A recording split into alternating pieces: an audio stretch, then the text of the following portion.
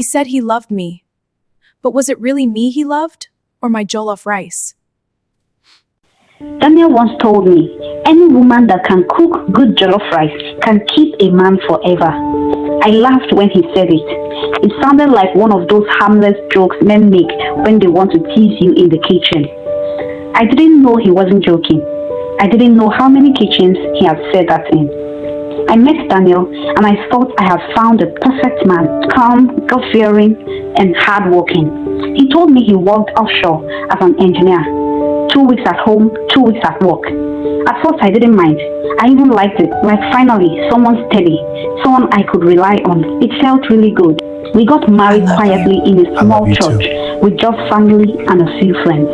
No noise, no drama, just promises. Promises that would later turn into lies. After the wedding, he didn't change. In fact, he became even more attentive. Every morning before leaving the house, he would pray with me. Not just quick God bless us prayers, but real heartfelt prayers. He would hold my hands and say, Father, protect my beautiful wife. Let her never know sorrow. I used to feel safe hearing those words. He sent me money even when I didn't ask. If I casually mentioned that the gas was finishing, before evening, he had already transferred money and told me to order a refill. If I admired a handbag, it would appear the next week. He paid the rent early and every other bills even before they expired. I never had to remind him of anything. He was affectionate too. He would come into the kitchen, wrap his arms around my waist, kiss my cheek and say, my wife smells like home. When he traveled for work, he called every night. Morning check-ins, afternoon texts, good night prayers. He made distance look romantic. Even our neighbors admired him. Your husband is a good man, they would say. And I would smile proudly because I believed it too. The only unusual thing was his job. 2 weeks at home, 2 weeks offshore. Sometimes network would be bad while he was away, but he always had an explanation. I trusted him. Why wouldn't I? He had given me no reason not to. One fateful night, we were together watching a movie. Daniel's phone buzzed. He checked it quickly and muted it. Then it buzzed again and again. I ignored it until that night, around 2 a.m. I woke up to drink some water and noticed Daniel wasn't in bed. The living room light was on. I walked closer and heard him whispering, Baby, calm down. I told you I'm at work. I can't talk freely now. My heart dropped. Baby, work at 2 a.m.? Who exactly was he talking to? Fear gripped me. I didn't confront him. I thought I was safe if I didn't face the possible truth. 2 weeks later, Daniel traveled for work again. That Saturday afternoon, someone knocked on the door. I opened it. A woman stood there with a toddler on her hip. She looked tired but determined. Good afternoon, she said politely. Is Daniel at home? My heart skipped. No, he traveled for work. I replied slowly. Who are you, please? There was a brief silence. Then she asked softly, You, who are you? I frowned. I should be the one asking you that. This is my husband's house. She nodded slowly. Oh, a faint, almost amused smile appeared on her lips. So it's you, the new jollof rice. My ears rang. I'm sorry, what? She stepped in gently without asking. She placed the cooler she was carrying carefully on the floor. He hadn't visited home in months, she said quietly. So I made his favorite jollof rice. I thought if work was keeping him away, maybe food would bring him home. She opened the cooler she had placed on the floor. The smell hit me immediately. Rich, smoky, patty jollof rice. The kind Daniel always said tasted like home. She looked at me. My name is Amaka. I'm Daniel's wife, and this is his son. My chest tightened. I blinked once, twice, then the words came out, firmer this time. How can that be? Daniel is my husband. You should leave now. Leave. She nodded like she expected it. I know, she said quietly. He told me he married again last year, but I've never met you. Her eyes moved around the living room, taking in the couch, the TV, the wedding photos on the wall. He hasn't come home in months. He keeps saying work is tight, offshore schedule changed, network is bad. So today I decided to come and see him myself. I thought if he won't come back to us, I should come and find him. Her voice wavered slightly, but she steadied herself. We spoke on the phone, but that's all. And you thought it wise to come to my matrimonial home? I asked in disgust. She lowered her eyes. I'm sorry. I just got desperate. Silence fell between us. Heavy, confusing, unbelievable. Two wives, one husband, standing in the same living room for the first time. This can't be happening.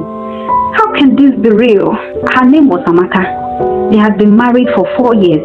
The toddler she held was his son. She showed me their wedding photos, traditional marriage, white wedding, matching outfits, everything. I looked at the child, laughing and playing, and felt a mixture of disbelief and anger.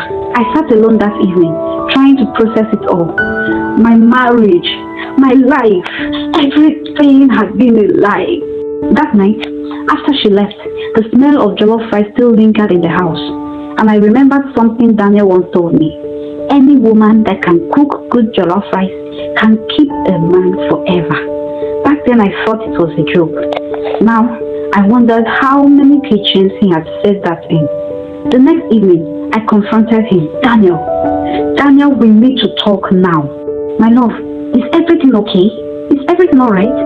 No, nothing is right. I know everything. Everything? Yes, everything.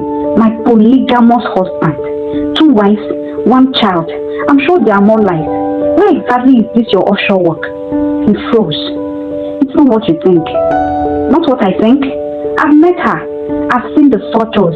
She waited all through yesterday for you. How could you? How could you, Daniel? How could you? I never wanted to hurt you. I never wanted to hurt you. It's you I love. It's you I love. I'm sorry, my baby. I'm sorry. I thought I could manage everything. What? Manage everything? Daniel, this isn't a spreadsheet. These are people's lives.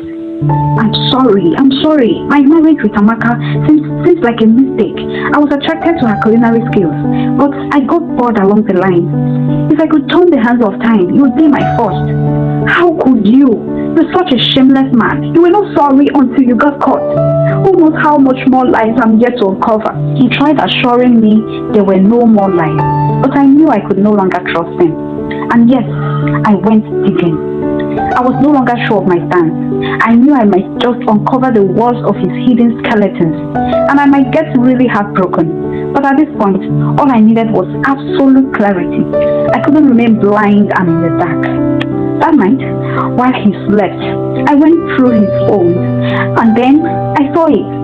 A contact saved as site none with love emoji. I opened the chat. Pictures, videos, hotel rooms, then a pot of jollof rice on a gas cooker with caption, "Your favorite is ready. Come home soon. Love." Another kitchen, another pot of rice, another woman trying to do enough. Her name was Kenny. And suddenly, offshore wasn't offshore anymore. It was just another home. I called his first wife, Amaka, the next morning. When I showed her the picture, she went quiet. Then I said, "He told me once that good jollof rice can keep a man forever." Amaka laughed bitterly. He told me the same thing on our honeymoon. We both wept and comforted each other. We were both betrayed by one man. I made my final decision known to Amaka, and I advised her to focus more on herself and her beautiful son. We peacefully parted ways. That weekend, I packed every one of my things. Daniel begged. Oh, he begged. He knelt. He prayed. He made promises. He promised heaven on earth. He promised to change. But I had had enough promises to last a lifetime. On Monday morning, I went to a lawyer and I made my decision. I filed for divorce. Yes, I did. I filed for divorce. Some of our families advised I stay and fight for my home. Others mocked and said I was silly to have left. But what is left to fight for in a shattered marriage built on lies? Weeks later, I sat alone in my new apartment. No more lies disguised as affection, just peace. Because in the end, Daniel wasn't in love with any of us. He was in love with comfort, with convenience, with the luxury of moving between homes that never knew about each other. Three women, three homes, three different pots of jollof rice. And suddenly everything made sense. Daniel wasn't building a family, he was building kitchens. Because Daniel Daniel didn't marry didn't for marry love, for love, he he married married for for jollof jollof rice. rice.